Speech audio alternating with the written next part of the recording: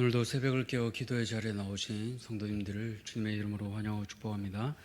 살아계신 하나님 감사합니다. 오늘도 우리에게 새 하루를 허락하시고 우리에게 사명을 주시니 감사합니다. 하나님, 시간이 너무나 빨리 흘러감을 체감합니다. 벌써 2024년 상반기가 지나가고 6월의 마지막을 지나가고 있습니다. 하나님께서 우리에게 생명을 주셨는데 우리는 그 시간들을 무엇을 위해 썼는지 돌아보기를 소원합니다. 날마다 주님께서 우리에게 주신 이 시간과 물질과 건강을 돌아보게 하시고 우리를 위하여 쓰는 인생 아니라 주를 위하여 드리는, 아낌없이 드릴 수 있는 우리 모든 대양가족들 되게 도와주시옵소서. 하나님, 특별히 우리에게 맡겨주신 다음 세대가 있습니다. 우리에게 사랑하는 이 다음 세대를 맡겨주셨으니 우리가 주께서 주신 것으로 이 다음 세대를 잘 양육하게 도와주시옵소서. 이 세대가 너무나 어렵습니다. 하나님, 참으로 마지막 같습니다. 그러나 주님, 마지막 때 주께서 여전히 바알에게 무릎 꿇지 않은 7,000명을 남겨두신 것처럼 우리 다음 세대가 그 역할을 잘 감당하기 원합니다. 선교지와 같은 학교에서 주께서 이들을 불러주시고 이들을 귀하게 사용하여 주시옵소서. 그 일을 위하여 또 여름 수련회와 여름 성경학교를 준비하고 있습니다. 준비하는 손길 위에 은혜 더하여 주시고 하나님, 이 시간들을 통하여 우리 아이들이 인격적으로 주님을 만나는 귀한 시간 되게 도와주시옵소서. 일에 힘쓰는 교역자와 모든 교사들에게 힘 더하여 주시고 주님 주신 이 일들 잘 감당하게 도와주시옵소서. 특별히 세우신 구역장님들을 붙잡아 주시고 또 구역원들을 사랑으로 감당케 도와주시옵소서. 구역 안에서 이것들이 잘 감당되게 도와주시옵소서. 그리하여 또 이번 주에 새생명 축제로 또 새로운 가족들을 초청하는 가운데 구역이 한마음 되어 한 영혼을 살리고 한 영혼을 전도하는 일에 귀하게 쓰임받게 도와주시옵소서. 주님, 이 일에 힘쓰고 싶지만 또 질병으로 인하여 연약한 우리의 지체들이 있습니다. 저들을 찾아가 주시고 위로하여 주시옵소서. 질병 가운데 신음하는 자들 가운데 주님이 위로하여 주시고 세임 더하여 주셔서 이 시간들이 잘 회복될 수 있도록 주께서 은혜 더하여 주시옵소서. 이제 주께서 주시는 말씀을 듣습니다. 말씀을 듣는 가운데 순종하는 마음도 우리 모두에게 더하여 주시옵소서. 이 모든 것들 더하여 주실 줄 믿고 감사드리며 우리 구주 예수 그리스도 이름으로 기도드렸습니다. 아멘. 오늘 하나님께서 우리에게 주시는 말씀은 빌립보서 4장 2절에서 9절까지 말씀입니다. 빌립보서 4장 2절에서 9절까지 말씀, 신약성경 322쪽입니다. 빌립보서 4장 2절에서 9절까지 말씀, 우리 다 찾으셨으면 함께 교독하겠습니다. 내가 유오디아를 권하고 순두개를 권하노니 주 안에서 같은 마음을 품으라. 또 참으로 나와 몽회를 같이 한 내게 구하노니 복음에 나와 함께 힘쓰던 저 여인들을 돕고 또한 글레멘드와 그 외에 나의 동력자들을 도우라. 그 이름들이 생명책에 있느니라. 주 안에서 항상 기뻐하라. 내가 다시 말하노니 기뻐하라. 너희 관용을 모든 사람에게 알게 하라.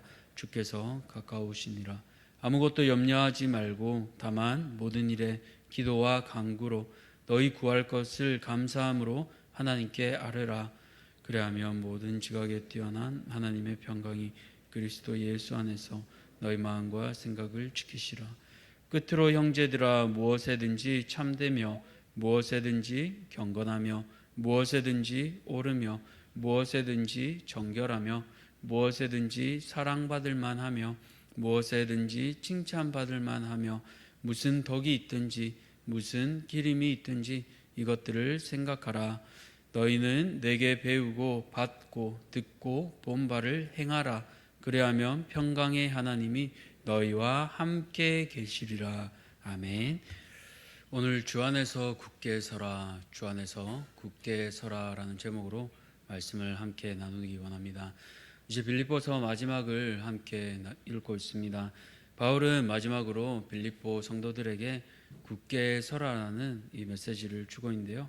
그것을 오늘 세 가지를 통해 알 수 있습니다. 특별히 오늘 바울의 이 메시지를 오늘 말씀을 통해 함께 나누고자 하는데요. 첫 번째로 주 안에서 굳게 서기 위해 바울은 무엇을 권면하고 있습니까? 첫 번째로 바울은요, 주 안에서 같은 마음을 품으라라고 권면하고 있습니다. 오늘 우리가 함께 읽은 이 2절을 보면요, 빌립보 교회에 문제가 있었던 것 같습니다. 바로 유오디아와 순두계라고 하는 교회의 핵심 멤버들이었는데요, 이들에게 어떤 갈등이 있었던 것 같습니다. 그래서 바울은 이 두 자매를 향해 각각 권하다라고 2번이나 말하고 있습니다. 마치 말을 듣지 않는 아이에게 부모가 또박또박 일러주는 것과 같은 뉘앙스입니다. 보통 이 당시 편지를 쓸 때는요, 긍정적인 내용이 아니면 보통 익명으로 쓰는 게 관습입니다. 그런데 바울은 그 유오디아와 순두계를 공적으로 이 편지에 기록하고 있습니다. 당시에는 교회가 편지를 받으면 오늘날과 달리 한 명씩 이렇게 돌려보는 게 아니라 문맹률이 있었기 때문에 대표 낭독자가 있습니다. 그래서 그 대표 낭독자가 서신을 편지를 받아서 앞에서 읽게 됩니다. 그럼 이제 에바브로디도가 이 바울의 편지를 가지고 와서 빌립보 교회에 가서 읽게 되는 겁니다. 그러면 그 자리에서 이 내용의 당사자인 유오디아와 순두계도 자신의 이름을 듣게 됩니다. 이 두 사람이 빌립보 교회의 핵심 리더라고 생각한다면 바울은 굉장히 위험한 방식을 선택하고 있습니다. 그런데 바울이 왜 그렇게까지 위험을 무릅쓰고 이렇게 편지에 쓴 걸까요? 그건 그만큼 이 두 지체를 사랑했기 때문입니다. 사랑하고 신뢰하는 관계가 아니라면 이렇게 대놓고 이름을 쓰면 관계가 깨어지기 쉽습니다. 그러나 이들을 그만큼 신뢰하고 사랑하기에 바울은 이들에게 같은 마음을 품으라라고 권면하고 있습니다. 그러면 같은 마음을 품는다는 건 뭘까요? 뜻이 하나로 합하는 겁니다. 이게 쉽지 않습니다.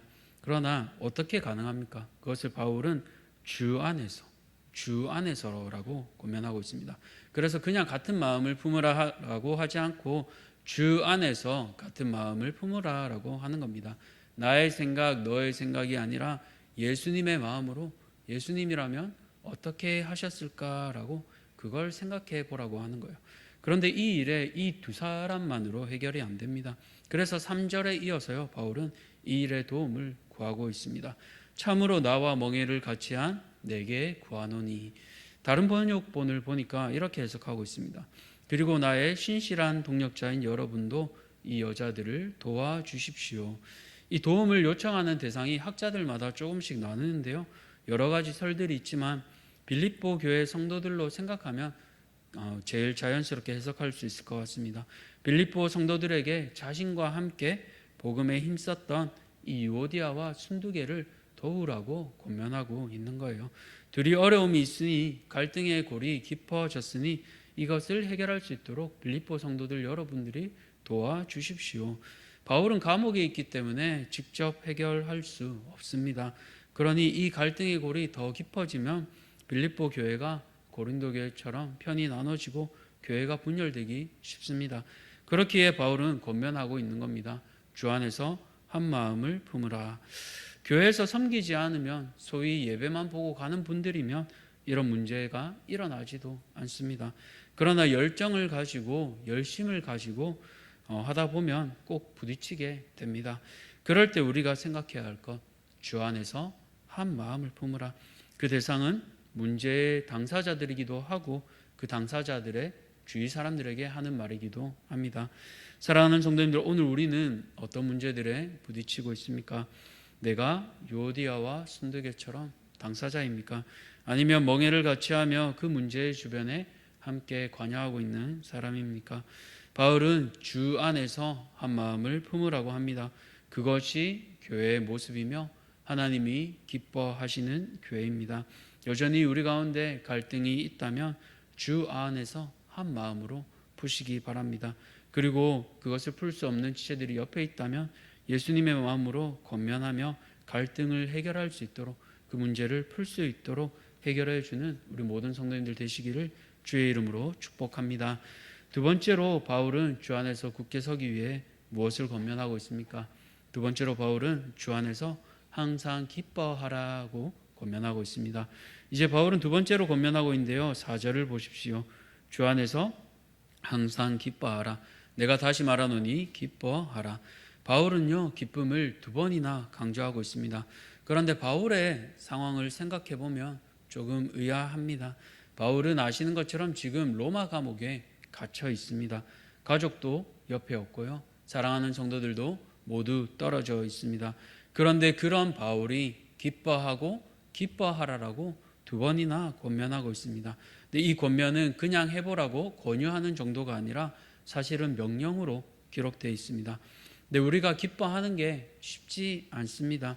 상황이 편안하고 어려움이 없으면 얼마든지 기뻐할 수 있습니다. 그러나 바울이 의도하는 이 기뻐하라는 의미는 그런 게 아닙니다. 항상 기뻐하라고 하는 거예요. 어떻게 항상 기뻐할 수 있습니까? 그것도 바로 주 안에서 기뻐할 수 있는 거예요. 그리고 더 나아가 방법을 알려줍니다. 6절 말씀인데요. 우리 함께 읽겠습니다. 시작. 아무것도 염려하지 말고 다만 모든 일에 기도와 간구로 너희 구할 것을 감사함으로 하나님께 아뢰라. 아멘. 기뻐하기 위해서는요, 먼저 염려가 없어야 합니다. 걱정이 없어야 합니다. 그래서 원어로 보시면 이 구절을 걱정을 중단하라라고 해석할 수가 있습니다. 걱정을 중단하고 다만 모든 일에 기도와 간구로 우리 구할 것을 감사함으로 하나님께 아뢰라고 그 방법을 알려주고 있습니다. 다시 말하자면 내 근심을 내려놓고 다 하나님께 맡기라라고 하는 거예요. 그러면 하나님께서 어떻게 행하세요? 7절을 보니까요. 그리하면 모든 지각에 뛰어난 하나님의 평강이 그리스도 예수 안에서 너희 마음과 생각을 지키시리라. 아멘. 이 지키시리라는요, 이 단어는 군사 용어입니다. 바울은 빌립보서 가운데 군사 용어를 일부러 많이 사용하고 있는데요. 바울이 갇힌 감옥에서 이 보초병의 경계를 설 때 쓰는 단어와 같습니다. 감옥을 지키는 군사가 목숨 걸고 경계를 하며 죄수가 도망 못 가도록 지키잖아요. 하나님께서도 마찬가지입니다. 우리를 주시하시며 놓치지 않도록 굳게 지키십니다. 그리고 더 나아가 그분의 평강이 마찬가지로 예수 안에서 주 안에서 우리 마음과 생각을 지키시는 겁니다. 그렇기에 우리는 바울의 권고를 따라 기뻐하며 세상과 다른 모습을, 다시 말해 관용을 모든 사람에게 알려줄 수 있는 겁니다. 사랑하는 성도님들, 우리는 기쁨으로 사는 자들입니다. 그 기쁨은 주 안에서입니다. 방법은 기도와 간구를 통해서입니다. 기도를 통해 우리에게 공급하시는 힘으로 항상 기뻐하시기 바랍니다. 그리고 그 힘으로 넉넉히 다른 지체들을 품는 그 관용의 힘을 보여줄 수 있는 우리 모든 성도님들 되시기를 축복합니다. 마지막으로 주 안에서 굳게 서기 위해서 바울은 무엇을 권면하고 있습니까? 바로 주 안에서 배우고 받고 듣고 본 바를 행하라라고 권면하고 있습니다. 오늘 마지막 8절과 9절은요. 원문으로 보면 한 문장으로 되어 있습니다. 이 문장 안에서 각각 2개의 동사를 통해서 각 부분을 감당하고 있습니다. 먼저는 8절에서 생각하라라고 시작하고 있는데요. 어떤 것들을 생각하라고 하고 있습니까? 8절을 보시면 참됨, 경건, 옳음, 정결, 사랑, 칭찬, 덕, 명예 등 마치 성령의 열매들처럼 귀한 덕목들이 소개되고 있습니다. 이것들을 어떻게 하라고요?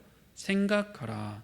어떤 상황에서든지 성도로서 정체성을 잃지 말라는 거예요. 이 빌립보 도시 자체는 작은 로마라고 불릴 만큼 로마의 색채가 강한 곳이었습니다.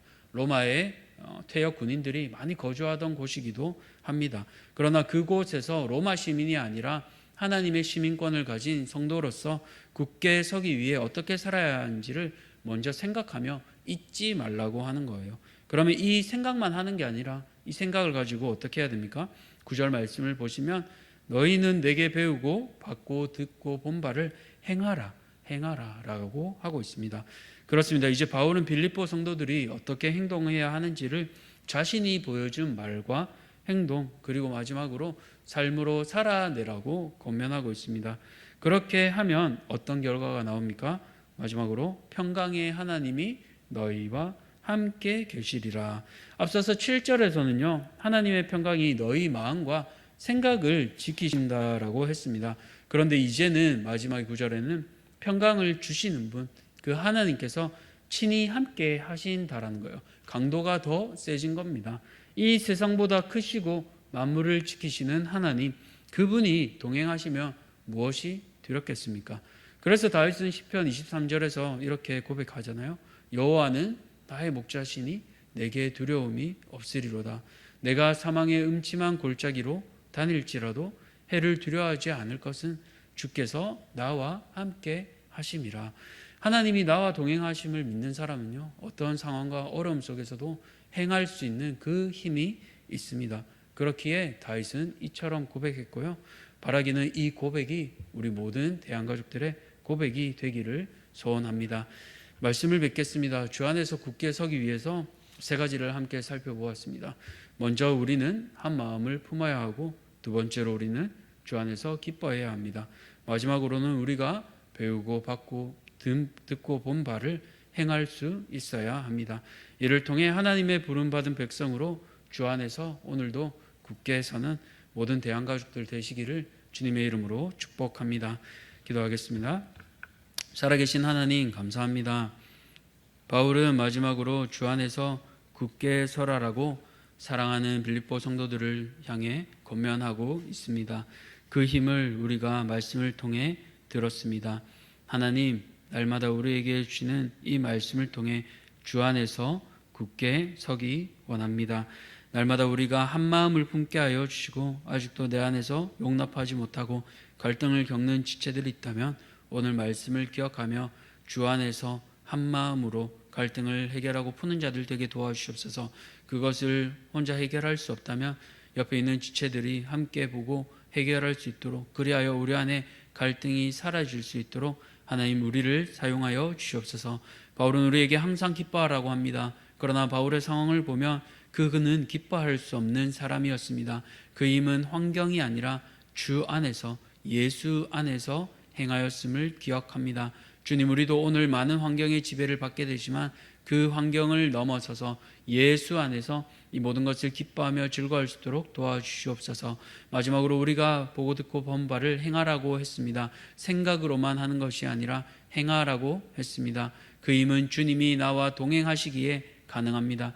다윗의 삶에 날마다 주님이 함께 하신 것처럼 날마다 우리와 함께 하시는 그 주의 은혜를 기억하며 우리도 주의 교훈을 바로 삼고 날마다 주의 말씀을 힘써 행하는, 사랑하는 모든 대한가족들 되게 도와주시옵소서. 이 모든 것들 감사드리며 우리 구주 예수 그리스도 이름으로 기도드렸습니다. 아멘.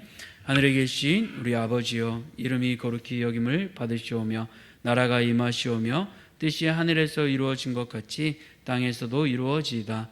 오늘 우리에게 일용할 양식을 주셨고 우리가 우리에게 죄 지은 자를 사하여 준 것 같이 우리 죄를 사하여 주시옵고 우리를 시험에 들게 하지 마시옵고 다만 악에서 구하시옵소서.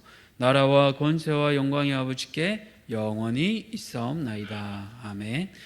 오늘은 향기교회 구하도 목사님을 위해 함께 기도하겠습니다. 첫 번째로 주를 위해 섬기며 선을 행하다가 낙심치 않도록, 두 번째로 일용할 양식을 공급하여 주시도록, 마지막으로 경제적인 위기가 영적인 위기로 옮겨지지 않도록 오늘은 향기교회 구하도 목사님을 위해 기도하시고 또 개인의 기도 제목을 가지고 함께 기도의 자리로 나아가겠습니다. 함께 기도하시겠습니다.